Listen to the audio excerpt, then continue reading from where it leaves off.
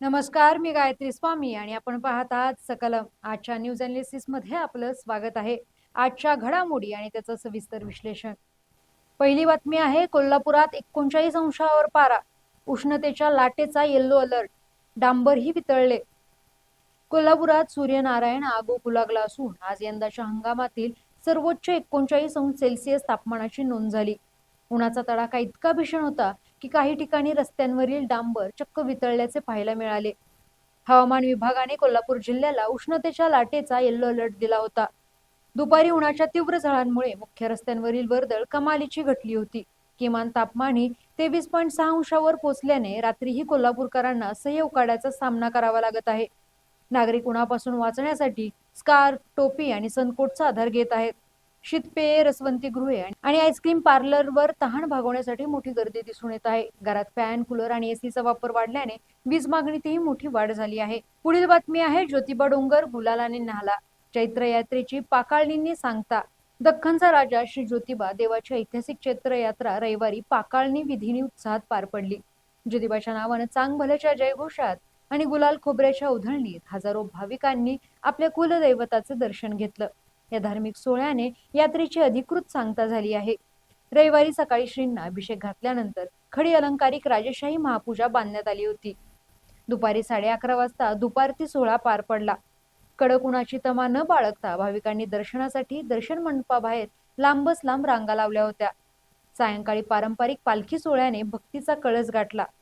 यात्रेच्या सांगतेनंतर मंदिर स्वच्छतेचा पाकाळणी विधी होत असल्याने आज सोमवारी पहाटे 4 ते दुपारी 4 वाजेपर्यंत मंदिर दर्शनासाठी बंद होते.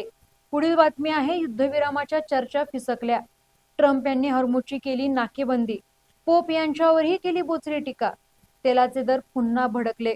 इराण सोबतची शांतता चर्चा फिसकटल्यानंतर अमेरिकेचे राष्ट्राध्यक्ष डोनाल्ड ट्रम्प यांनी आता आक्रमक पवित्रा घेतला असून थेट व्हॅटिकन सिटीचे धर्मगुरू पोप लिओ 14 यांच्यावर बोचरी टीका केली आहे. पोप यांनी शांततेचे आवाहन केल्यानंतर ट्रम्प यांनी त्यांना गुन्हेगारीबाबत मवाळ आणि चुकीचे परराष्ट्र धोरण असलेले व्यक्ती असे संबोधले आहे. अमेरिकेने आजपासून इराणच्या सर्व सागरी बंदरांची आणि किनारपट्टीची पूर्णतः नाकेबंदी सुरू केली आहे. यामुळे इराणचा जगाशी असलेला व्यापार पूर्णपणे ठप्प होण्याची शक्यता आहे. इस्रायलने दक्षिण लेबनॉनमधील हल्ले सुरूच ठेवले असून आता तुर्कीला नवीन शत्रू घोषित करण्याची तयारी सुरू केली आहे. अमेरिकेच्या हालचालींविरुद्ध रशियाचे परराष्ट्र मंत्री लावारोव तातडीने चीन दौऱ्यावर जात असून हॉर्मुझ नाकेबंदीबाबत मोठी रणनीती आखली जाण्याची शक्यता आहे. अमेरिकेच्या नाकेबंदीमुळे तेलाच्या किमतीत 8% वाढ होऊन दर प्रति बॅरल $100 पार गेले आहेत. शांतता चर्चा अपयशी ठरल्याने गुंतवणूकदारांमध्ये भीती आहे. मात्र जागतिक महागाईच्या चिंतेमुळे सोन्याच्या दरात घसरण पाहायला मिळाली.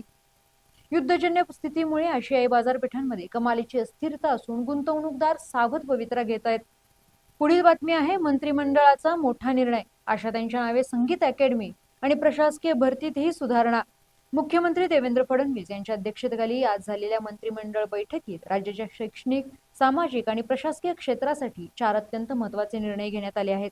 यामध्ये स्वरसम्राज्ञी आशा भोसले यांना आदरांजली वाहण्यासोबतच स्पर्धा परीक्षा देणाऱ्या तरुणांसाठी मोठे निर्णय झाले आहेत. ज्येष्ठ पार्श्वगायिका पद्मभूषण आशा भोसले यांच्या स्मृती जतन करण्यासाठी मुंबईत राज्य सरकारच्या वतीने भव्य आशा भोसले संगीत अकॅडमी स्थापन केली जाणार आहे. याद्वारे संगीत क्षेत्रातील नवीन पिढीला जागतिक दर्जाचे शिक्षण मिळेल. विकसित महाराष्ट्र 2047च्या उद्दिष्टानुसार MPSC मार्फत भरल्या जाणाऱ्या संवर्गांची संख्या 53 वरून 153 करण्यात आली आहे. भरती प्रक्रिया सुलभ करण्यासाठी निपुण सेतू उपक्रम राबवला जाणार असून UPSCच्या धर्तीवर महाजॉब्स पोर्टल अधिक सक्षम केले जाईल. राज्यातील वैद्यकीय शिक्षण आणि नर्सिंग सेवांचा दर्जा उंचावण्यासाठी जपानच्या जायका संस्थेकडून 3,708 कोटी रुपयांचे अर्थसहाय्य घेण्यास मंजुरी मिळाली आहे. यामुळे ग्रामीण भागातील आरोग्य यंत्रणा अधिक मजबूत होतील. वैद्यकीय व्यावसायिकांचे नियमन करणाऱ्या परिषदेच्या रचनेत बदल करण्यात येणार आहेत. आता सदस्यांची नियुक्ती निवडणुकीऐवजी शासनाकडून नामनिर्देशन पद्धतीने केली जाईल, जेणेकरून प्रशासकीय कामकाजात पारदर्शकता येईल, असे सरकारचे म्हणणे आहे. धन्यवाद आणि पाहत रहा सकलम.